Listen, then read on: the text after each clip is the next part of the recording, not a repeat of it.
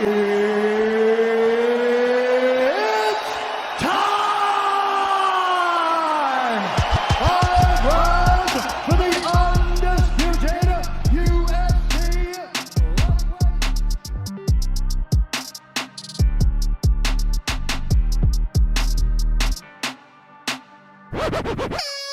Salut tout le monde, bienvenue dans MMA Club. Aujourd'hui, c'est un épisode vraiment intéressant pour les passionnés de MMA, voire de sport de combat en général.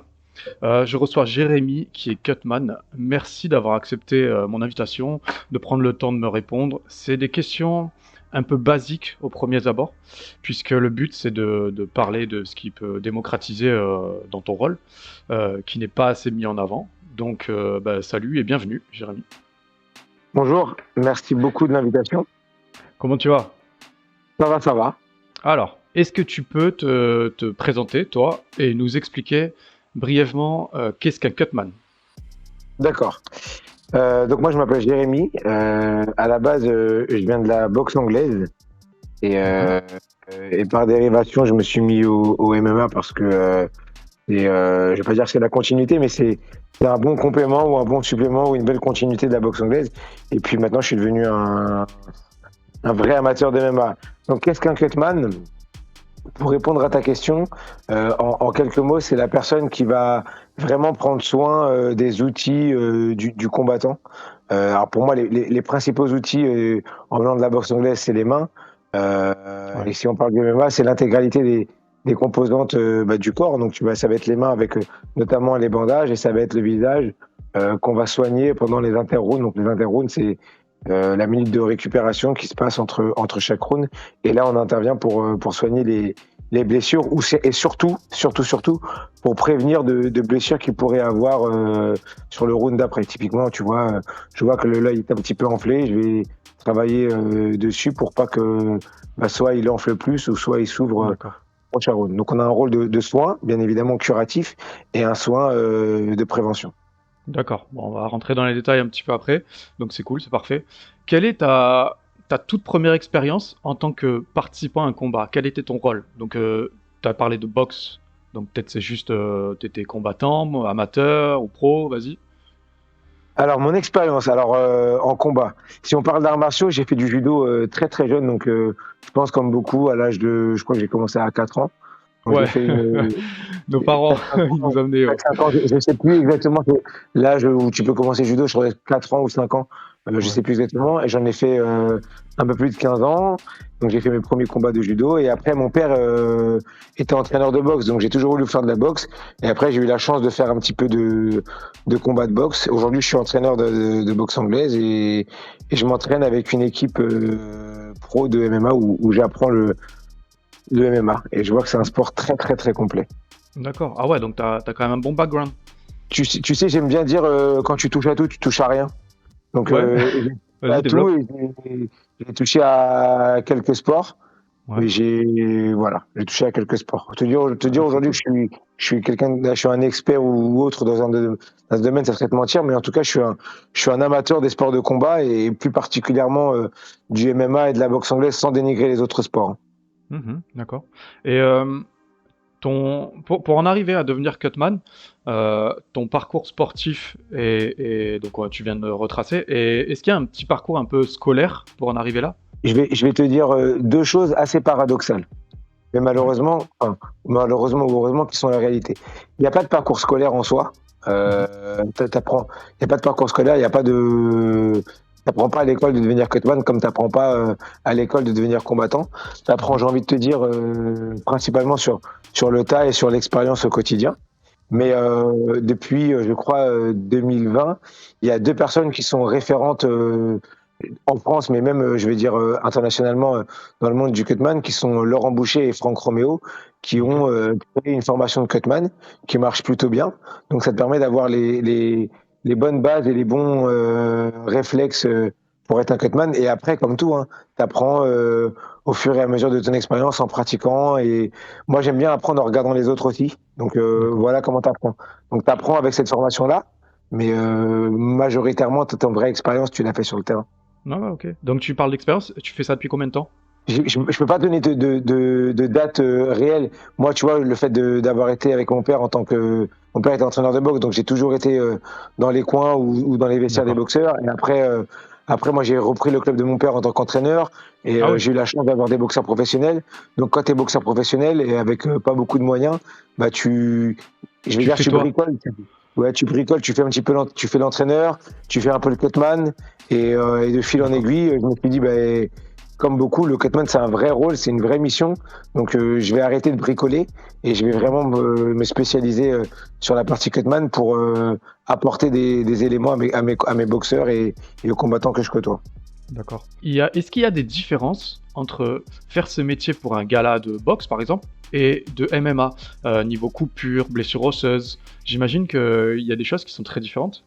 Ouais, alors tu vois, moi j'ai eu la chance de travailler dans 3 disciplines.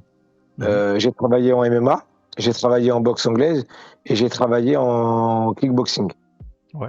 Donc déjà, il y a un point, il y a un différenciateur qui est énorme, les bandages. Tu vois, les bandages de MMA, les bandages de boxe anglaise et les bandages de kickboxing sont pas pareils. Mhm. Sur la boxe anglaise, c'est des bandages un peu plus longs avec une protection des métacarpes beaucoup plus importante. Sur le MMA, c'est des bandages plus courts avec une protection des métacarpes, je vais pas dire moins efficace, mais un tout petit peu plus fine parce que les gants sont plus petits. Ah, Et puis il y a les en, et en- prises.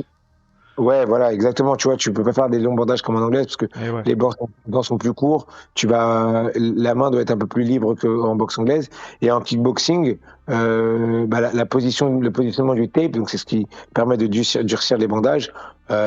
Tu peux en mettre un peu plus sur la partie métacarpienne, qui n'est pas autorisée en boxe anglaise et en MMA. Donc déjà sur la partie bande, il y a une différence. Et après, il y a une différence parce que les règles de chacun de ces sports sont différentes. Tu vois, par exemple, en boxe anglaise, c'est des gants un peu plus gros et c'est que des coups de poing. En MMA, si on parle de MMA professionnel, ça a le droit aux coups de coude.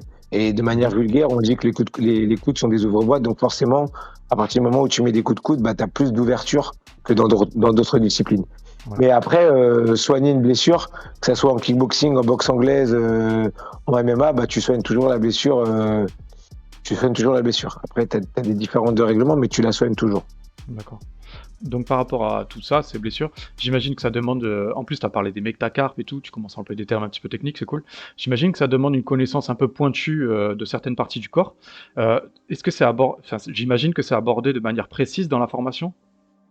Dans la formation, il t'apporte les éléments de base pour devenir un bon cutman. Après, comme tout, c'est à toi de travailler de manière personnelle. Le travail personnel est assez important. Tu vois, si je fais le parallèle avec les combattants, alors moi j'aime beaucoup le grappling en ce moment. J'ai eu la chance de rencontrer un monsieur qui s'appelle Yann Guavec et qui m'a fait aimer le grapp. Tu vois, à l'école, pareil, en cours, tu vas apprendre les quelques bases techniques et après c'est toi qui vas faire ton expérience, qui va parfaire ton apprentissage. Sur la Ok, partie cutman, c'est pareil. La formation t'apprend les bases et après c'est à toi de travailler pour bien et pour être un bon cutman. Parce qu'après, sur la manière de soigner, tu vois, il y a des gens qui vont utiliser différents, alors pas dire médicaments, mais différentes substances pour pouvoir soigner une coupure. Et chaque cutman a un petit peu sa potion secrète. d'accord. Ah, ok, ok, c'est intéressant ça. Et ça, Ouais, donc il y et a ça quand même c'est une grosse partie personnelle, de recherche personnelle. Ouais, il y a une recherche personnelle. Après, c'est pour ça que c'est ce que je t'ai dit en début. Moi, j'aime bien regarder les gens et j'essaye au maximum de partager avec d'autres personnes parce que on apprend toujours des autres. Donc, tu vois, moi, je peux apprendre beaucoup de choses Mhm. de cutman expérimentés, très très Mhm. expérimentés, mais aussi de cutman novices parce qu'ils vont avoir une vision que toi, t'as pas, une vision plus neuve et nouvelle. Donc, forcément, Ouais. c'est intéressant.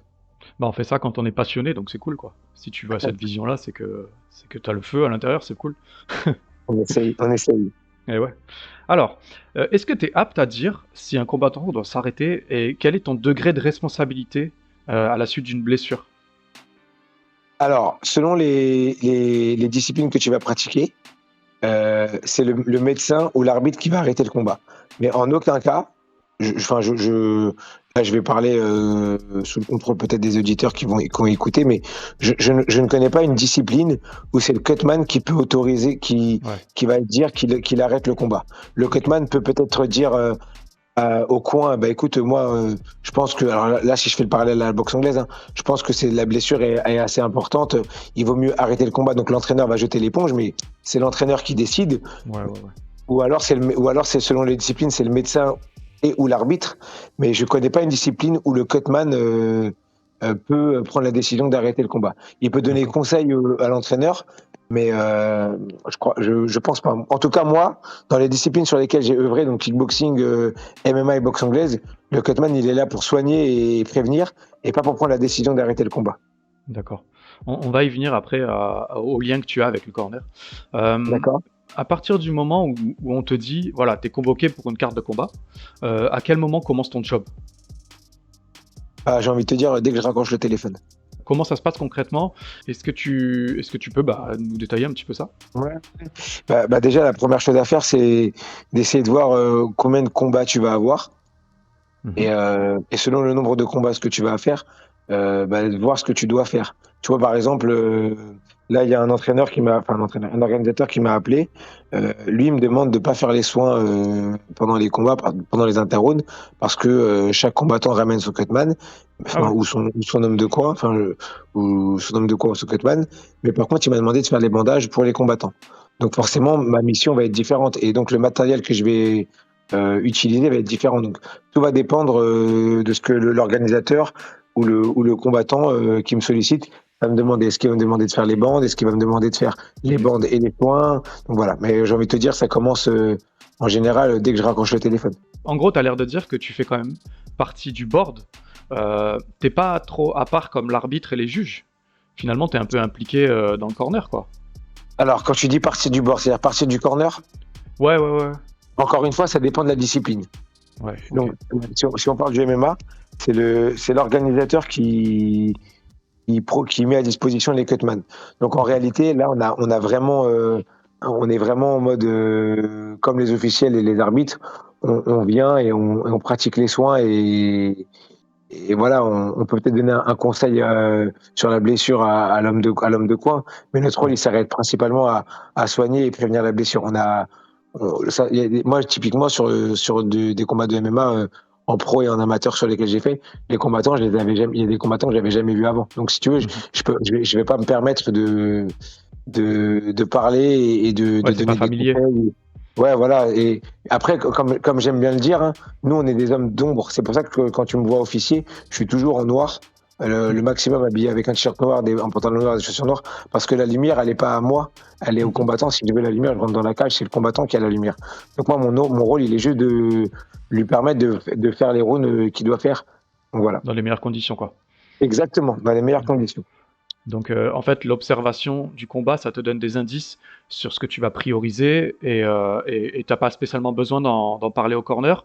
Ou alors, des fois, ils te disent dans l'urgence, par exemple, bah là, il y a une grosse coupure plus importante que ceci, cela.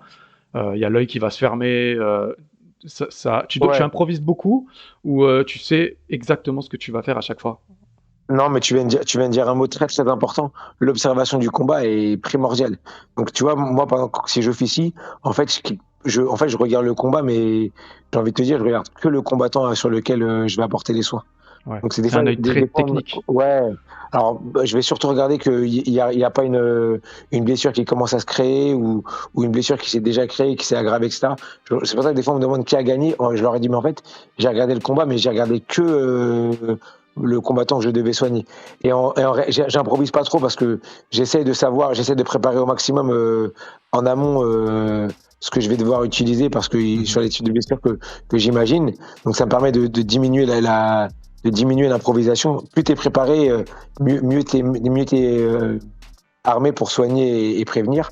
Et après, moi, j'aime bien être dans la communication. Donc, tu vois, si par exemple, je vais lui appliquer une poche de froid, etc., sans couper l'entraîneur dans ses conseils, j'aime Ouais. bien dire au combattant, voilà, je vais faire ça, au moins juste pour qu'il soit, parce que tu vois, si je le stresse pendant 5 minutes de récupération, etc., je préfère lui dire qu'il soit au courant, même si c'est une toute petite partie de son oreille qui a entendu, au moins il sait ce que je vais faire et qu'il soit pas surpris Ouais. par la poche de froid que je vais lui poser. Moi, j'aime Ouais, bien ouais. dire communiquer un maximum, quoi. D'accord. Ouais, de manière à ce qu'ils se sentent entre de bonnes mains aussi. Ouais, bien sûr. Ça permet d'instaurer un climat de confiance. Ça t'arrive de te sentir sous pression? je m'entraîne avec une équipe de combattants pro là, qui est la Tipeee Squad gérée par Damien Leclerc-Rémy, et on parlait de ça hier.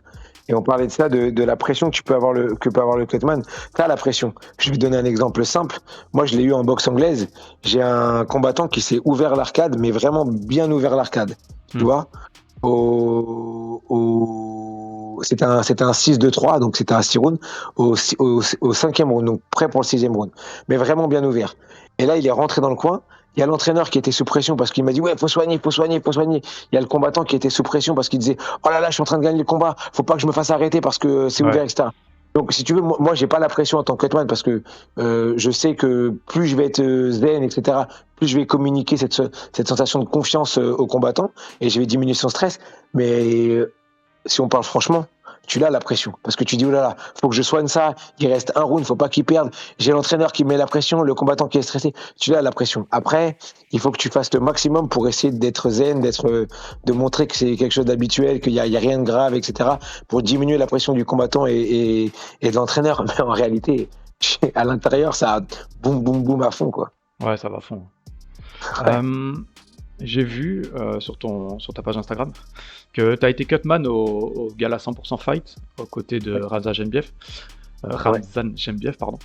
Grosse dédicace à lui d'ailleurs. Et aussi au championnat de France amateur, si je dis pas de bêtises. D'ailleurs, j'ai reçu les frères Prigent qui sont champions de France en moins de 70 kilos. Donc tu vois, tout se relie. Quel est ton meilleur souvenir et ta meilleure expérience liée à ton travail ? En fait, alors déjà, je remercie Lionel Brézéfin pour avoir participé au championnat de France et Hatch pour le 100% Fight, qui m'a fait confiance à plusieurs reprises.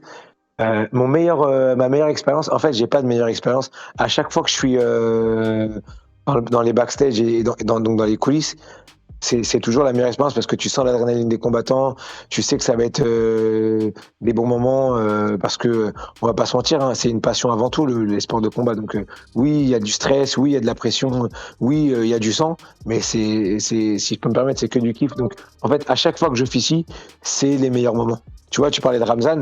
Moi, Ramzan, tu sens qu'il y a la pression parce qu'il a une grosse communauté, mais le mec est hyper calme, hyper sympa et ça s'est bien passé. J'ai eu la chance aussi de soigner d'autres combattants au FFA Challenge, etc. Et pareil, avec des grosses pressions et à chaque fois, c'est que des bonnes expériences.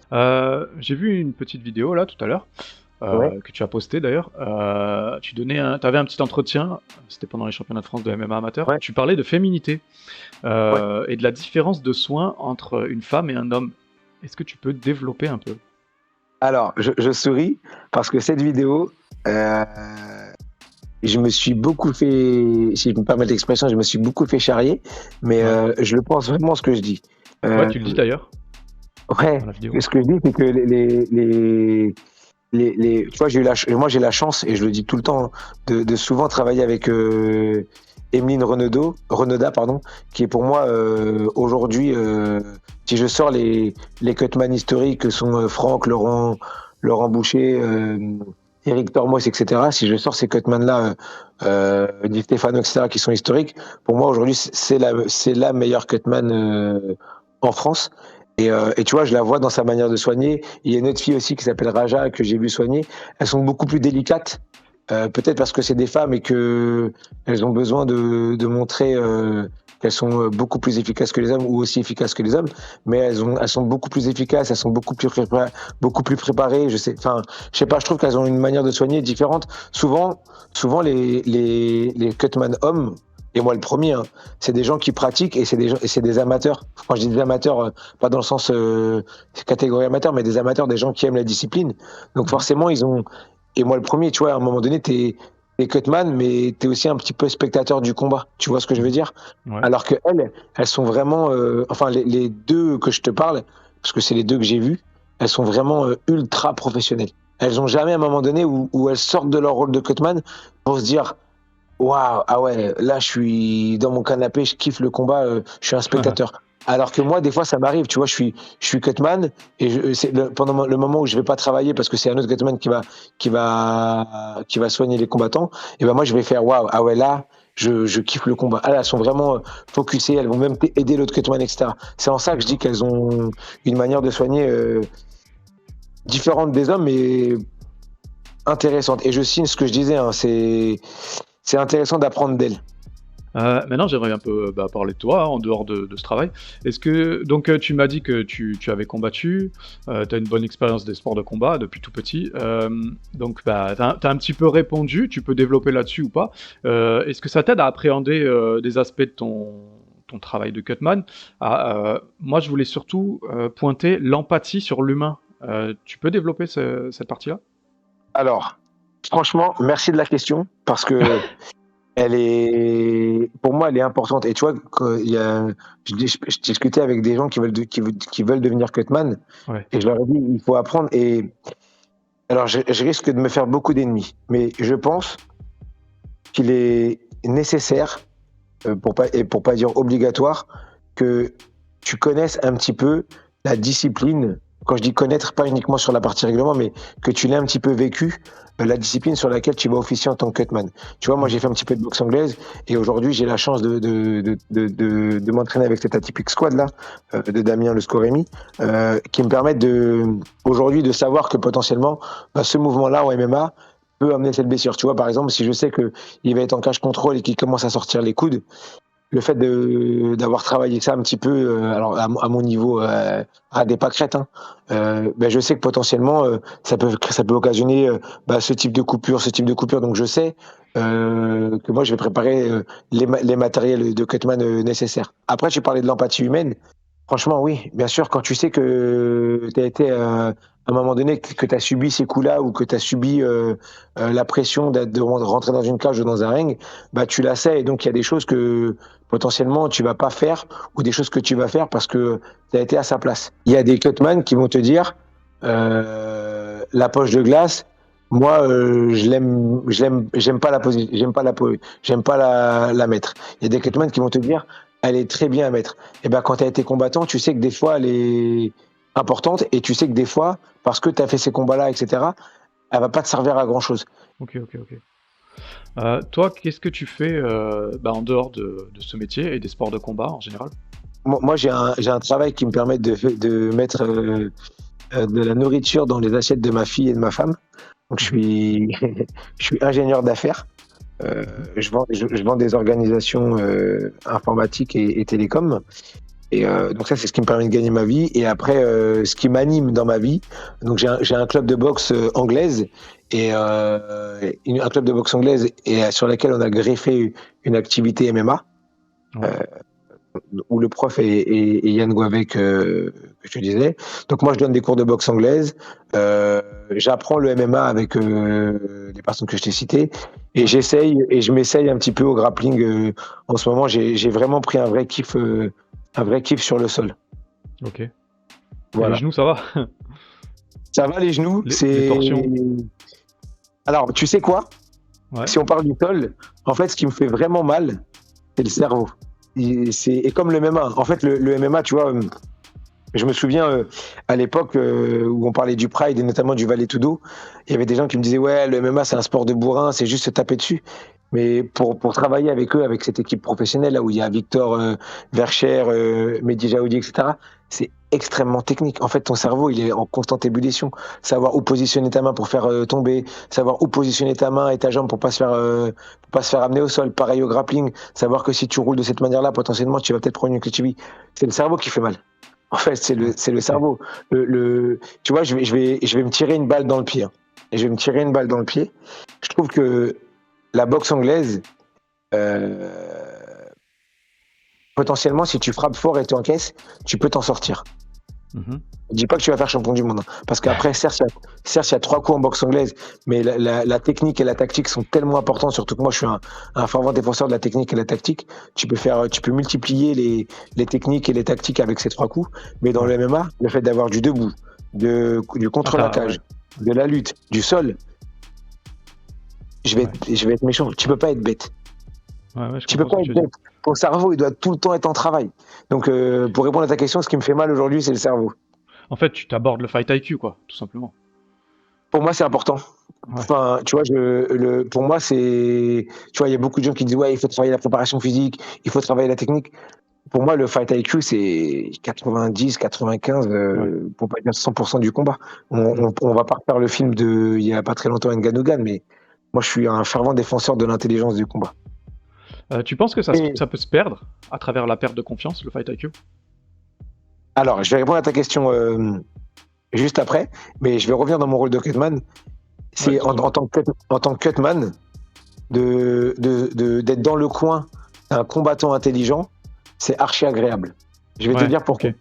Je vais te dire pourquoi. Tu vois, moi, quand je travaille avec d'autres cutman, souvent, il y a des cutman qui disent, ah, c'est dommage, on n'a pas eu de coupure, ou ah, c'est dommage, on n'a pas eu de blessure. Moi, mon kiff, c'est quand j'ai rien à faire. Parce que Bah, Parce que c'est la pourquoi santé, hein. Exactement. Parce que je Bah sais que le combattant, il a rien et potentiellement, alors après les blessures qu'on ne voit pas, hein, mais potentiellement, il n'aura pas de séquelles. Je ne parle pas des blessures qu'on ne voit pas, tu sais, les commotions Non, je cérébrales, comprends tout à fait etc. ce que tu veux dire. Mais voilà. Moi, mon kiff, c'est quand le combattant, il a rien. Et souvent, ces combattants-là qui ont rien et qui font que moi, je suis au chômage technique, c'est des combattants qui ont une intelligence de combat importante.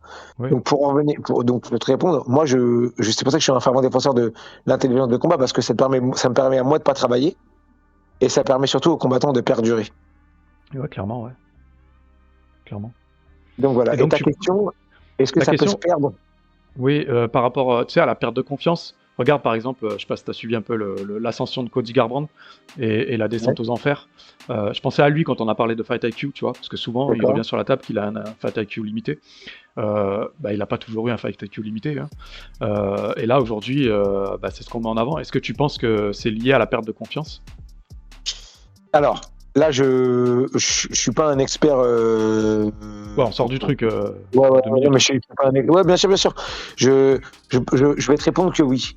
Là, je vais prendre mon expérience de combattant de bas étage en boxe anglaise et en judo et de pratiquer un petit peu MMA. Moi, je pense que oui.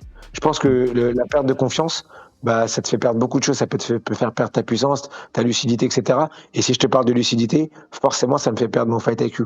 Tu vois, Ouais. quand tu commences à perdre confiance en toi et surtout à avoir le doute, tu vois, moi, quand je suis entraîneur de mes boxeurs, souvent, ce que je leur dis, c'est aie confiance en toi. Parce que c'est la. On parlait de fight IQ, c'est ce qui est le plus important. Tu vois, quand tu as un combattant qui a confiance, et potentiellement, même les coups qui peuvent le heurter, il va se dire écoute, tu vas rien me faire. Pendant le confinement, j'ai passé un diplôme de préparateur mental. Et la confiance en soi, c'est une des clés de la préparation mentale. Et moi, je le vois, tu vois, j'ai ma copine qui fait, ma femme maintenant, qui fait du squash. Et quand elle part le matin, confiance en elle, elle fait des résultats exceptionnels. Et quand le matin, tu sais, elle a fait une mauvaise préparation ou le dernier entraînement, elle a un petit peu perdu ou des gestes qu'elle n'a pas réussi à passer, n'ont pas réussi à passer et qu'elle part à la compétition, moins confiance, et les résultats, ils sont pas aussi importants. Donc franchement, la confiance en soi, pour moi, c'est hyper important. Donc, ça fait partie de tes projets personnels, c'est intéressant. Est-ce qu'il y a justement des projets personnels, on a bientôt fini, que tu souhaites évoquer du coup? Ouais, j'aimerais bien, si on parle de Cutman, j'aimerais bien, j'ai eu l'opportunité, il n'y a pas très longtemps de faire Cutman à l'étranger. Je l'ai pas fait pour des... Comment? Ça aurait été stylé. Ouais, ça aurait été malheureusement des contraintes personnelles font que c'était compliqué. Tu vois, ma femme venait de changer de travail, il fallait garder ma fille, etc. Mais c'est des choses que j'aimerais bien faire. Et bien évidemment, hein, j'aimerais travailler plus dans les organisations de MMA, que ce soit en amateur et en professionnel, et dans les autres disciplines aussi. Tu vois, moi, je suis toujours preneur d'apprendre, donc je suis ouvert à toutes les autres disciplines pour revenir en tant que cutman. Et si on parle de projet personnel, j'aimerais bien que... Alors, j'ai deux choses. J'aimerais bien, que la boxe anglaise, mon club de boxe anglaise et le club de MMA qu'on a ouvert là en 2020, le MMA et la boxe anglaise, depuis longtemps, grossissent et amènent des résultats encore plus qu'on a aujourd'hui. Et l'équipe avec laquelle je m'entraîne là, donc je vais juste les citer, il y a Mehdi Jaoudi, Victor Vercher, Nika Robatidze et Damien Loscoremi qui est à l'Hexagone, ils signent comme tous à l'UFC et qu'ils fassent des gros combats plus tard. C'est ça mes projets C'est ce personnels. qu'on leur souhaite. J'allais te demander de les Exactement. citer justement. Et ton club de boxe, tu peux le citer aussi? Alors mon club de boxe, c'est SGS Box, Sainte-Geneviève Sport Box. J'ai des boxeurs qui marchent bien, tu vois. Alors malheureusement, j'ai un boxeur qui avait fait vice-champion du monde, qui était Antoine Duchessois en 2017. Okay. Et là, j'ai deux boxeurs qui ont perdu en quart des finales des championnats de France dans la catégorie poids lourd, qui sont Kevin Plumin et Gaëtan Nero. Et j'ai une petite fille, malheureusement elle est blessée, elle va se faire opérer, mais je pense qu'elle peut vraiment faire quelque chose en boxe anglaise, qui est Jeanne Bornarel, et j'espère que ça se passera bien. D'accord. Après, c'est des Force à tout ce beau monde. Force à ton Ouais. club. Force à toi. Merci beaucoup. Et aussi, Ouais, une dernière chose. une dernière chose importante. J'espère que la chaîne de podcast, là, elle continue à progresser. J'ai vu que les podcasts marchaient bien. Donc Merci. j'espère que ça va continuer et que ça va se développer encore plus. Merci. Merci, c'est cool. C'est cool. Est-ce que tu as des dédicaces? Je viens de les faire. Et si, Ouais, tu viens de les faire. si, j'associe, excuse-moi, c'est important. J'associe toutes les personnes de mon club de SGS Box, notamment Liliane James qui m'aide tous les jours sur la boxe anglaise, et les deux autres entraîneurs que sont Thierry Brureau et Vivien Mariage et Antoine Duchessois. Et sur la partie MMA, je remercie aussi donc Yann Guabec, je l'ai dit, et Max Mendes, parce que je dis Max Mendes parce que je me souviens plus de son nom de famille, et Xavier Loscoremi, aussi connu sous le nom de Ragnar, pour m'apprendre tous les jours. Et la dernière dédicace, la plus importante, bon, bien évidemment, il y a mes parents, mais ma femme qui me permet de faire tout ça tous les jours. Eh ben, Donc c'est moi, cool. je vais juste dire le nom de ma femme parce que c'est important, qui est Aliénor Bourdeau de Fontenay. Ok, stylé. Merci à force à elle toi. aussi. Bah de rien, avec plaisir. Mes petites dédicaces à moi, je dédicace les gens comme toi qui travaillent dans l'ombre des athlètes. Dédicace à ceux qui ont et qui font avancer le MMA en France de manière professionnelle avec passion, et même amateur d'ailleurs. Dédicace aux auditeurs sur Spotify, aux abonnés qui mettent 5 étoiles et aux abonnés Insta. On est ensemble, je fais partie du FC Sentiment. Donc dédicace à ma femme qui est devenue une curieuse auditrice, c'est cool. Merci à elle. MMA Club, c'est terminé, c'était super. Jérémy, merci beaucoup. Merci à vous pour votre Merci à écoute. toi. Bah, c'est cool. J'attends vos retours parce que c'était vraiment, vraiment instructif. N'hésitez pas à vous abonner sur Insta, sur Spotify, à mettre les 5 étoiles, ça aide beaucoup. Comme d'habitude, je vous quitte en vous faisant des gros bisous. Ciao.